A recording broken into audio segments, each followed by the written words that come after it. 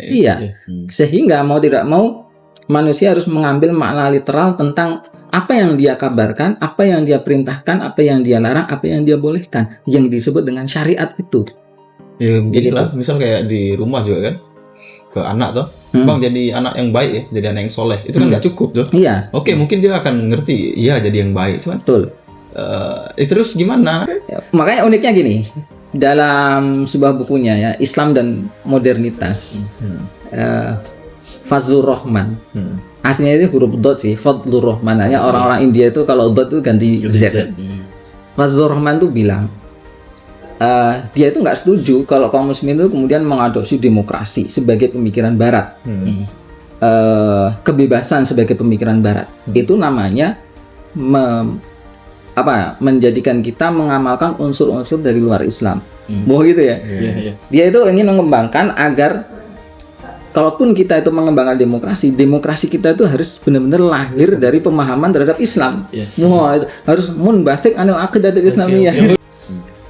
Dosen saya itu bilang gini, kalau saya nggak bisa kayak gitu. Saya ini aktivis perempuan, aktivis hak asasi manusia. Saya seorang muslimah. Saya tahu bahasa Arab, saya besar di pesantren, tahu bahasa Arab, belajar tafsir. Kalau saya hanya berpegang pada HAM saja, itu namanya sekuler. Jadi saya harus menggunakan keimanan saya terhadap Al-Quran, menggunakan ilmu saya, agar pembelaan terhadap hak-hak LGBT ini lahir dari pemahaman saya terhadap Al-Quran.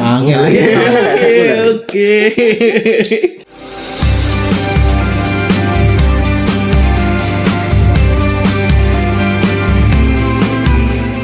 Baik, bismillah. Selamat malam, assalamualaikum warahmatullahi wabarakatuh. Waalaikumsalam warahmatullahi wabarakatuh. Ketemu lagi dengan saya Fiora Gida Venta dan sahabat setia saya Kang Apri dan tamu istimewa kita Pak Tito Priastomo. Istimewa yang biasa. Istimewa yang biasa. Ya, ketemu lagi di podcast kesadaran ya, dari kita Mataram Liberation Institute. Ya. Malam ini kita melanjutkan lagi ya. Saya sudah ganti jaket ya. Sama ganti tampilan. Oh iya. Potong rambut biar dikira mandi. Dikira doang tadi. Udah mandi, udah ganteng ya, udah sisir. Baik Pak, ini kita melanjutkan pembahasan sebelumnya Pak terkait dengan substansialisme ya. Jadi pada sesi sebelumnya itu kan kita mencoba mendudukkan tuh ya, musuh kita ya. Kita memang senang cari musuh ya. Sebelumnya Harari, habis itu Malaka Project kan, ini kita mulai ngoprek-ngoprek jalurnya Gus Ulil Abdallah ya. Karena memang juga satu keresahan ya, hari ini. Dulu mereka itu setauku Pak ya, waktu aku kuliah itu sekitar 13 tahun yang lalu ya. Itu mereka kelompok yang tidak dominan gitu loh. Tapi hari ini kok justru mereka jadi status quo dalam memahami Islam. Nah itu yang kemudian jangan kita sebut kemarin itu, sebelumnya itu sebagai substansialisme kan. Mereka mencoba ya hasilnya menghilangkan teks kan, bukan menghilangkan juga apa tadi? Menghilangkan signifikansi teks. Iya, signifikansi teks dalam memahami Islam gitu loh. Sekarang kita masuk ke ini. Gimana sih seharusnya ya, kita itu memahami Al-Quran itu gitu loh. Misal contoh terkait dengan menggunakan kerudung dan hijab bagi perempuan kan. Kan ada perintah tuh. Ya? Ada perintah untuk menutup aurat gitu loh, dengan istilahnya, perintah yang khas kan, perintah yang spesifik gitu loh. Ya? Nah, tapi kan kemudian ada yang memahami ya nggak perlu ya. Yang penting kan sopan, sehingga nggak pakai kerudung ya, pakai blus ya, atau pakai brokat aja ya cukup gitu loh. Ya, atau pakai daster aja cukup, yang penting sopan gitu.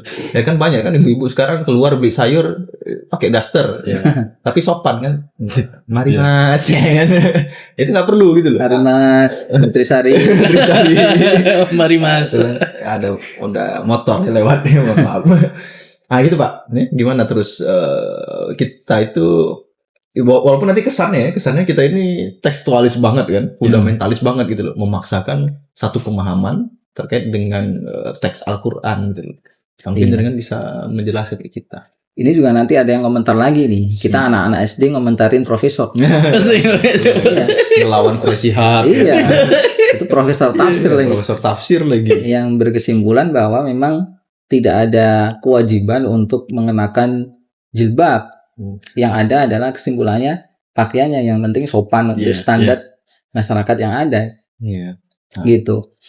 Jadi itu memang diambil dari teks ya. Misalnya wal yadribna bi khumurihinna ala juyubihin, dan hendaklah mereka kaum muslimat itu mengenakan khimar mereka atau memanjangkan khimar mereka itu sampai ke dada-dada mereka. Nah, jadi ada perintah untuk mengenakan kerudung sampai dada. Ada lagi perintah untuk jilbab ya, mengenakan pakaian baju kurung ya.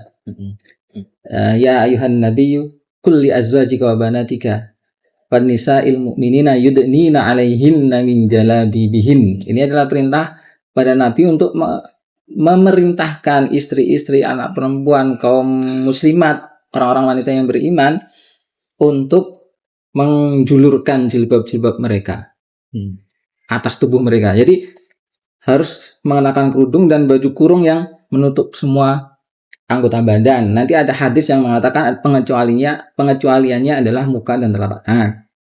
Kayak gitu. Itu pemahaman tekstual yang diambil dari Al-Quran atau makna linguistik yang diambil dari Al-Quran. Dan ada yang mengatakan nggak harus kayak gitu. Panjang lebar lah ceritanya. Intinya cukup mengenakan pakaian yang standar, sifatnya sopan. Gitu. Terus gimana nih menyikapi itu? Nah, begini, yang kita dapat dari teks Al-Quran itu paling setidaknya ya, itu ada dua. Yang pertama berupa informasi-informasi. Contoh, informasi tentang masa lalu.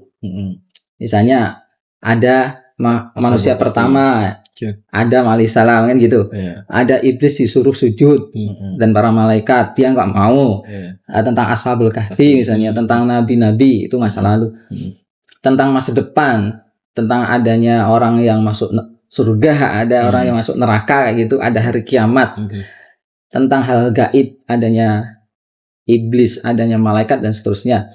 Yang kedua adalah adanya teks itu menginformasikan perintah, larangan, membolehkan, yang secara umum kita sebut sebagai hukum. Secara tradisional ya, sejak dulu disebut sebagai hukum, atau itu yang disebut dengan syariat Islam yang secara teknis keilmuan kemudian memunculkan ilmu fikih. Itulah yang kita ambil dari teks. Gitu. Nah, persoalannya sekarang, apakah benar Al-Quran itu sejatinya menghendaki agar kita itu mengimani dan mengamalkan teks itu gitu loh. Karena kan tadi mohon maaf nih perkataan Prof. Quraish Shihab tadi kan, itu gimana kita ngujinya, Pak? Itu pendapat Islami juga gitu loh. Ya kan? Memang. Dan pendapat kita yang Islami gitu loh, atau dua-duanya Islami. Nah, itu. Iya. Kalau kita fokus dulu ke substansialisme ya. Itu ada selain ketiga hal yang kemarin kita sebutkan, sebenarnya tadi sih. Biasa. Podcast kan kita satu project saja. Rapel juga. Selain tiga hal yang kita sebutkan pada sesi sebelumnya, itu ada problem begini, bahwa Al-Quran sendiri itu sejatinya mengindikasikan dengan kuat bahwa yang dikehendaki oleh Al-Quran itu adalah kita mengambil makna linguistik atau makna tekstualnya. Contohnya gini ya, di dalam Al-Quran sendiri itu ada perintah misalnya kepada Adam dan Hawa, wala taqroba hadhihi syajarah. Itu kan makna kebahasaannya adalah kalian berdua jangan dekati pohon ini. Maksudnya adalah tidak memakan buah dari pohon ini. Itu makna tekstualnya. Dan keduanya memahami itu secara linguistik dan mengamalkannya berdasarkan penunjukan atau makna linguistiknya. Sehingga keduanya memang tidak mendekati pohon tersebut. Persoalannya kemudian digoda oleh iblis. Dan konsekuensinya tidak sembarangan.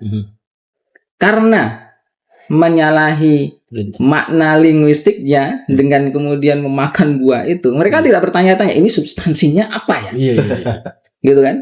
Ini pasti ada substansinya ini, Iya. pasti ada alasannya nih, ada kausalitasnya. Iya, iya. Mereka nggak nampak seperti itu, dan ketika semata-mata memakan buah dari pohon itu, kemudian keduanya diturunkan ke bumi, gitu kan? Satu, yang kedua adalah misalnya perintah untuk bersujud kepada Adam.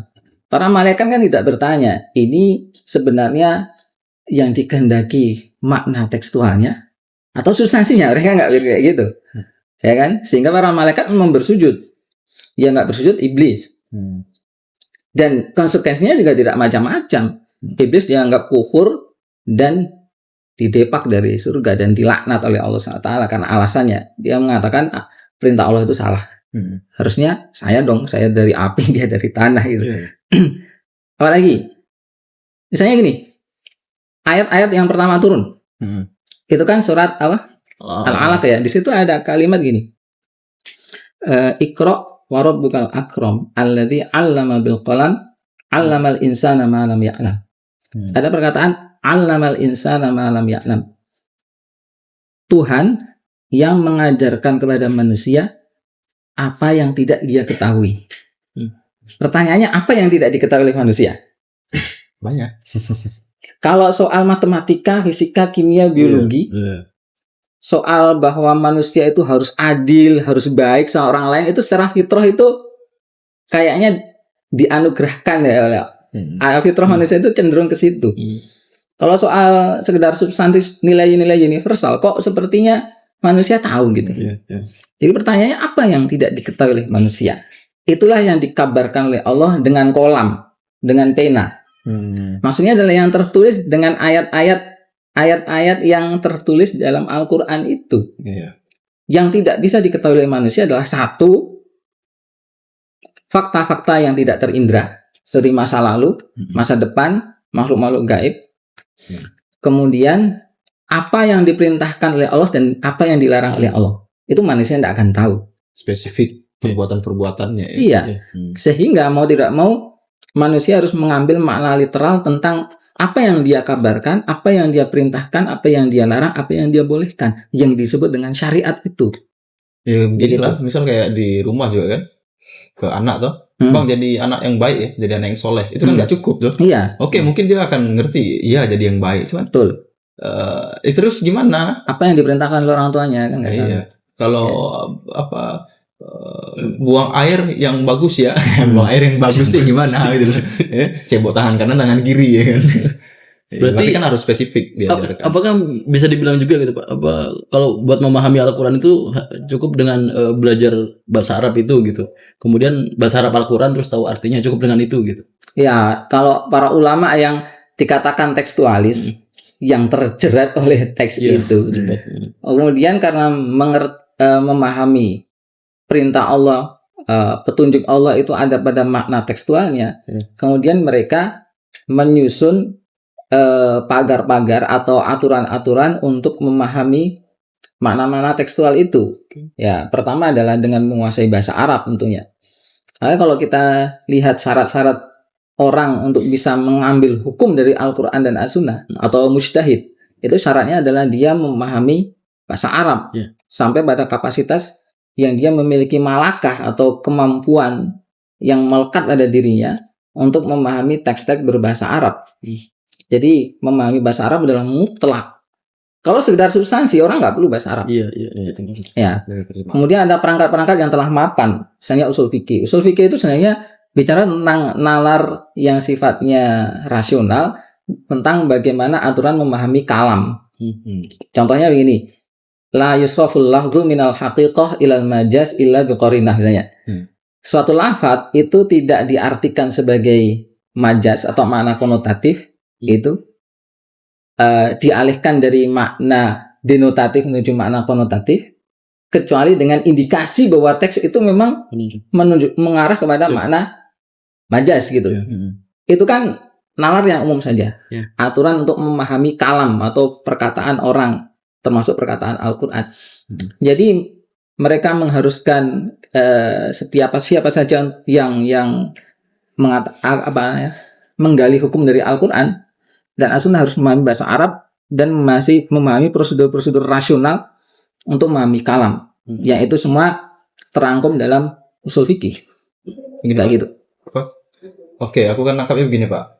Sebagai awam misalnya, ini temanya memang, mohon maaf ini, saya tidak terlalu banyak TikTok sama Pak. Saya sangat awam ini. Saya juga. Ini, Kursus nah, sendiri. cuman ini penting Pak. Nah, ini nanti akhirnya bisa menjelaskan ke teman-teman yang lain kan, dalam kemelut paradigma memahami Islam. Ya. Pertanyaan kan terus saya harus mengikuti yang mana kan gitu. Mana sih yang benar-benar otentik, yang otoritatif harus kita ikuti pendapatnya. Nah, kalau saya pribadi sebagai menempatkan diri sebagai awam tadi kan, memang kita butuh perintah yang sangat spesifik kan, yang hari ini kita lihat dalam Al-Quran itu pemahaman-pemahaman berbasis pada teks, berbasis pada teks. Selain itu Pak, yang kita butuhkan apa lagi sih gitu loh. Misal tadi ada pendapat, misal Quraisy Shihab kan bukan orang sembarangan kan, Prof Quraisy ini gitu loh. Nah, sehingga selain tadi nalar yang terarahkan, kayaknya ya, tapi secara logis tadi ya, memang kalau kita hanya sekedar berangkat pada substansi tadi, ya nggak ada guna tadi berarti ya, Al-Quran turun. Berarti memang kita harus merujuk ke memahami teks tadi. Nah, saya tadi dalam memahami teks, indikasi yang kita butuhkan, apalagi gitu loh. Kalau aku kan kepikirannya ini pendapat yang masyhur atau tidak di kalangan ulama. Iya.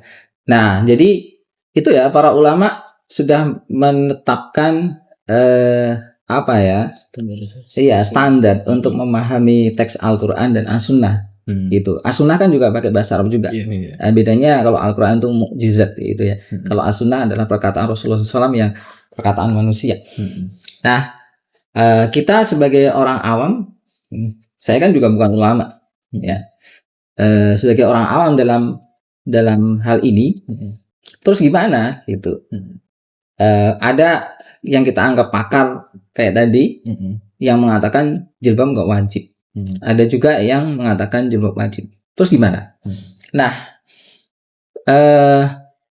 persoalannya adalah ilmu ini tentang memahami Al-Quran dan kemudian tertuang dalam berbagai cabang ilmu seperti akidah, kemudian syariah terutama, fikih, sudah terbangun selama belasan abad. Gitu, dan sudah sangat mapan. Ada pendapat-pendapat yang terkodifikasi, ya, dan menjadi wacana sejak belasan abad yang lalu, gitu, sampai terbentuk mazhab-mazhab fikih. Nah, kalau kita bicara soal aurat, katakanlah demikian, ini adalah perkara yang sudah dibicarakan sejak lama, dan secara singkat kita katakan, kalau kita bicara kitab fikih mazhab manapun, bahkan Sunni, Syiah, Khawarij, ya, ada kesepakatan umum di antara ulama, ya, berbagai mazhab yang mengatakan bahwasanya aurat wanita itu adalah seluruh tubuhnya, kecuali muka dan telapak tangan. Artinya muka dan telapak tangan itu perkara yang tidak disepakati. Sedangkan yang lebih dari muka dan telapak tangan itu adalah perkara yang tidak ada khilafiyah di antara ulama, tidak ada perbedaan pendapat dalam mazhab fikih manapun. Berarti ini pendapat yang kemudian tidak perlu pakai jilbab dan kerudung ini pendapat yang yang justru artinya tidak masyhur, bukan tidak masyhur lagi, keluar dari batas auratnya tuh beda pemaknaan batas auratnya. Iya. Tapi persoalannya kadang gini, beda pemaknaan tuh bisa ditolerir sebagai suatu bentuk khilafiyah. Tapi persoalannya adalah ini adalah problem yang telah mapan selama berabad-abad dan para ulama tidak ada perselisihan. Ini menunjukkan bahwa persoalan aurat wanita ini adalah perkara yang terang benderang. Ya, terang benderang. Itu bukan karena disepakati, mereka rapat, yuk kita sepakat yuk. Aurat itu seluruh tubuh kecuali muka dan telapak tangan, bukan. Itu adalah hasil dari pemahaman para ulama, dan mereka secara tidak dikoordinir, mereka memiliki kepahaman yang sama, pemahaman yang sama, bahwa aurat wanita itu adalah seluruh tubuhnya kecuali muka dan telapak tangan. Muka dan telapak tangan diperselisihkan. Gini Pak, mohon maaf dikit, jadi lebih spesifik jadinya gitu. artinya pendapat yang mengatakan tadi yang penting sopan ini kalau mau dicari akarnya ke siapa gitu. Ya, itu akhirnya kembali ke persoalan yang kita bicarakan di awal. Itu adalah muncul karena kaum muslimin mengalami Gagap. gegar peradaban lah intinya ya. Karena yang namanya modernitas itu sampai kepada tataran mode berpakaian, standar berpakaian di kantor, di sekolah dan sebagainya. Berarti ini benar-benar pendapat baru ini. Iya, pendapat baru, benar-benar baru. Kalau ada, saya juga jengkel juga kalau di media sosial itu bilang kalau memang ini ajaran Islam, kenapa baru setelah Felix Show bicara tentang jilbab ini baru diwajibkan? Ini gimana? Ya itu maklum karena mungkin yang komentar non Muslim ya. Kalau kita bicara membaca kitab-kitab klasik ya dari era Syafi'i bahkan era sebelum Syafi'i, persoalan ini sudah dibahas bahwa aurat wanita itu adalah seluruh tubuh kecuali muka dan telapak tangan gitu yang disepakati gitu. Jadi ini mau disebut pendapat apa yang mengatakan tidak harus menutup pakai kerudung, nggak harus pakai kerudung, nggak harus menutup betis itu, lengan dan seterusnya, leher. Itu pendapat apa? Sebenarnya ini pendapat yang terkategori batil sebenarnya. Karena menyelisih perkara yang sudah jelas. Ya. Tapi kalau mau ringan itu disebut sebagai pendapat yang syadz. Syadz itu pendapat yang nyeleneh. Nyeleneh bahasa Jawa ya. Sesuai request. Nyeleneh itu adalah hal yang menyalahi keumuman, nakal, aneh gitu ya, nakal, nyentrik gitu, yang jelas menyelisihi pakem, apapun gelarnya, gitu. Ya walaupun kita anak-anak SD ya kita tidak apa-apa dalam hal ini. Tapi kita ngikut guru kita. Iya, karena nah inilah yang disebut dengan satu bentuk sikap yang tekstualis kata mereka kayak gitu. Ya. Jadi ya bisa dikatakan itu yang mengatakan tidak harus menutup rambut, leher dan sebagainya itu pendapat yang benar-benar aneh baru. Karena pengaruh modernitas nih ya. Gitu. Wallahu a'lam bishawab. Baik itu ya teman-teman ya. Jadi memang dua sesi kita ini lebih banyak memang kita menggali dalam dari Pak Tito ya. Karena tadi ini mungkin akan kesannya itu tadi, wah ini kok pengajian banget ya, pengajian banget. Karena memang pengajian ini. Iya Pak. Jadi itu Pak ya untuk bagian ini memang ya, harapannya teman-teman bisa menilai nanti ya, bisa menilai. Ya. Jadi kita harus mengikuti style berpikir yang mana dalam memahami Islam ini. Ya, tadi dengan memahami Al-Quran, memahami hadis. Apakah mengambil substansinya aja atau mengambil teks memahami teksnya gitu loh. Ya. Memahami teksnya dengan tadi jalur pemahaman ulama-ulama terdahulu. Iya, yang menarik itu gini. Ada kalangan yang mengaku tradisionalis. Ini tradisionalis itu juga istilah dari orang-orang barat juga. Tradisionalis itu adalah kalangan fundamentalis juga yang mengacu pada teks-teks klasik. Jadi ya harus dikit-dikit kalau mereka tanya Islam itu mengharamkan ini, mereka akan tanya mana kitabnya, ibarahnya atau redaksi tekstual dari kitab fikihnya kayak apa. Kayak gitu. Sudah Pak, ini ada yang pipis tolong kecil dikit ya. Bukan, itu suara keran. Oh, suara keran. Pipis gede banget akhirnya. Kepuyuhan banget ya. Kebelet pipis. Berapa hari? Iya. Sampai mana tadi? Teksnya yang mana? Teksnya yang mana? Teks. Oh iya, itu kalangan tekstualis tradisionalis itu kayak gitu ya. Makanya mereka itu giat sekali belajar dari kecil itu belajar bahasa Arab, ya, menghafalkan tasrif, kemudian ngafalin kitab Jurumiyah, Imriti, Alfiyah, Syara Alfiyah dan seterusnya, ya. Kenapa? Karena memahami bahasa Arab penting untuk membaca kitab kuning, membaca tafsir Al-Quran, akhirnya memahami Al-Quran lewat pemahaman para ulama. Sebagaimana tertuang dalam kitab-kitab klasik atau kitab kuning. Anehnya kalangan substansialis itu munculnya dari sini. Iya. Kebanyakan tuh dari pesantren. Yang gini loh. Kalau kita ini, saya ini kan LC ya. Ngapa lulusan? Lulusan campus. Kalau di Hidayatullah kan lulusan Ciputat. Iya, jadi kita kalau ngobrol kayak gini sama anak-anak substansialis tapi jebolan pesantren yang hafal alfiyah, Iya. ya, hafal alfiyah, hafal waroko dalam usul fikih, ya, hafal matan Abi Suja misalnya dalam fikih dan sebagainya. Kita nggak disepelekan. Kamu nih apa? Tidak Ya. besar. Belajar bahasa Arab enggak, belajar usul fikih enggak, Menafsirkan Al-Quran. sudah ngajak tentang syariat gitu ya. Aku DS. Ya kan? DO Sapen. Yang tahu kamu Sapen. Nah, begini ya, sebenarnya kalau kita mengikuti substansialisme seperti yang diserukan oleh gus-gus itu. Gus-gus tertentu ya, tidak semua gus. Gus Bahak enggak. Iya. Ya. Itu kita menjadi nggak perlu belajar usul fikih, nggak perlu juga ngapalin alfiyah, ya, karena kita cuma butuh substansi.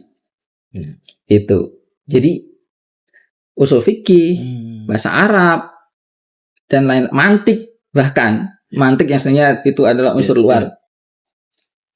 Itu sebenarnya didedikasikan untuk memahami teks agar kita bisa berpegang teguh pada makna yang ditunjukkan oleh teks. Itu. Nah, itu semua menjadi tidak relevan lagi, ya, dan tidak bisa menjadi senjata untuk meremehkan kita yang LC ini, ya. Dengan alasan kita nggak belajar usul fikih. Yang ngapain belajar usul fikih kalau kamu itu cuma bicara substansi kan gitu. Ya. Gitu. Ini nanti pada akhirnya ya jadi praktek itu jadi utilitarianisme kan? Iya. Maksudnya ya apa yang bagi mereka berguna dipakai. Sebenarnya juga pada akhirnya mereka nggak akan peduli moral kan? Iya. Ya nggak sih Pak? Nggak peduli moral nggak? Ya tergantung nanti mereka tinggal di mana, yang membutuhkan apa. Sebenarnya juga dia nggak perlu nyari substansi Al-Quran pun ya sama aja nanti yang dia butuhkan apa sih untuk jadi apa kan gitu. Makanya ada juga di kalangan mereka yang membela LGBT. Iya.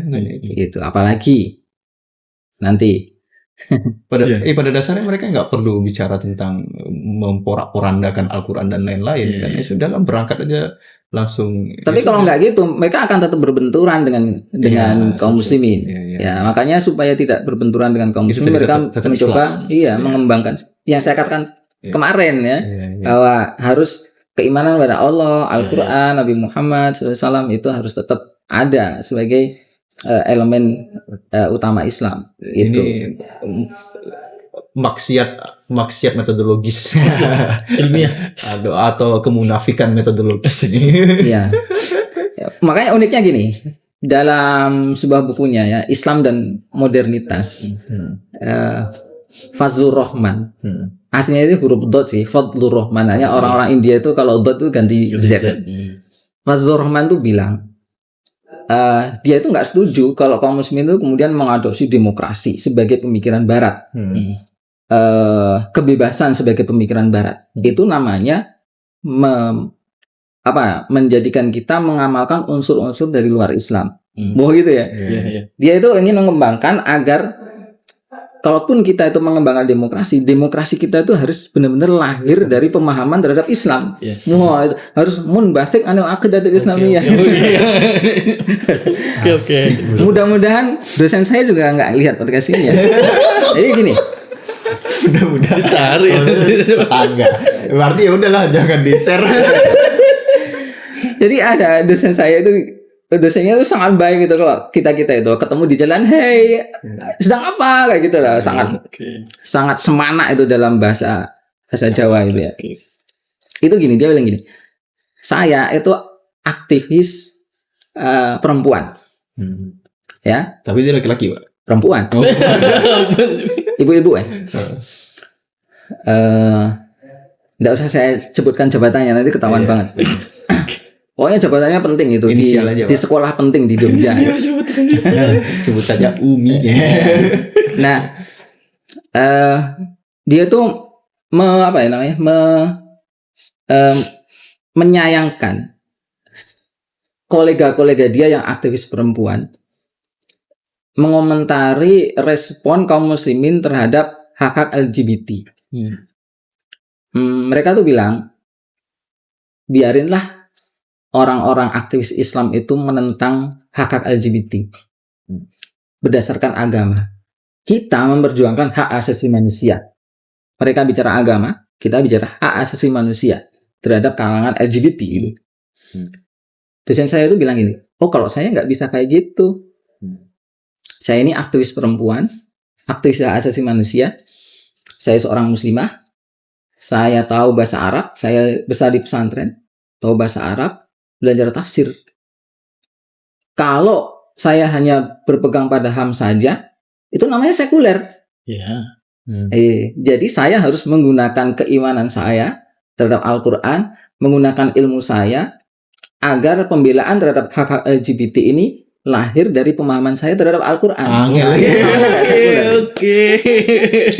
Kayak gitu. Jadi penting untuk tetap mempertahankan di hadapan kaum muslimin bahwa pandangan sesekuler apapun, Itu seaneh apapun, tetap Islami. Gitu. Ini kayak seblak iya, Pak. Kerupuk harusnya garing tapi malah iya udah campur-campur, kerupuk harusnya garing malah jadi melempem ini. Wis ora jelas sih. Sebelah. Ya, sehebat itu ya. Jadi kita kalau nggak menanggapinya secara Sehumble itu mereka. Oke, logis gitu ya begitu. perlu itu. Oh ya Allah. Ya. Wangi. Jadi akan rusak gitu, bubar. Ya. Nah, saya ingin katakan gini, kalau kita tidak mempertahankan bahwa petunjuk Al-Quran itu ada pada teks, ya, dengan mempertahankan metodologi yang dirintis oleh para ulama sejak dulu, maka Islam benar-benar akan kehilangan hakikatnya. Ya, hanya sekedar klaim Islam, tapi sejatinya itu tidak Islam. Nah, nanti selanjutnya itu kita akan bahas ini teman-teman. Mungkin ada pertanyaan kan? Oke, terus kita memahami Islam. Ada yang nggak relevan. Terus dengan teks itu kan relevansinya dengan hari ini gitu loh. Islam itu bisa membangun apa sih dengan teks-teksnya itu kan? Bagaimana memahami dia sebagai teks, kemudian kehidupan hari ini akan berdiri dengan teks itu gitu loh. Apakah kemudian akan bertabrakan dengan realitas hari ini gitu loh? Atau justru dia mau mencapai sesuatu yang lain kan? Realitas baru. Realitas baru gitu loh. Nah itu selanjutnya gitu loh. Karena tadi kan perlu tuh. Ya, masa kita cuma sekedar memahami hukum-hukum tuh Pak, syariat syariat. Monggo Kang Apri, ada yang mau disimpulkan? Iya, monggo simpulkan masing-masing. Itu apa itu Kang? 2 menit lagi. Kemampuan itu kan. 2 menit lagi memori kita akan habis. Kita dulu ya teman-teman. Sponsor. Kita lanjut ke part yang ketiga nanti ya, itu tadi antara substansialisme ya, kemudian bagaimana memahami teks Al-Qur'an ya, teks-teks Islami tadi ya, dan dengan relevansinya ya, ke depan itu masih bisa tidak dia itu membangun peradaban hari ini gitu loh ya, atau masih kita butuhkan, atau nanti lebih besarnya lagi ide-ide negara Islam loh Pak ya. Apalagi dengan negara Islamnya yang kemudian semua syariat mau diformalisasi gitu loh ya. Itu nggak perlu lah substansinya aja gitu. Kalau begitu hilang semua negara kan ya nggak Pak, konsekuensinya bisa hilang semua negara. Baik itu dulu ya, terima kasih atas perhatiannya. Kita ketemu lagi selanjutnya. Assalamualaikum warahmatullahi wabarakatuh. Waalaikumsalam warahmatullahi wabarakatuh.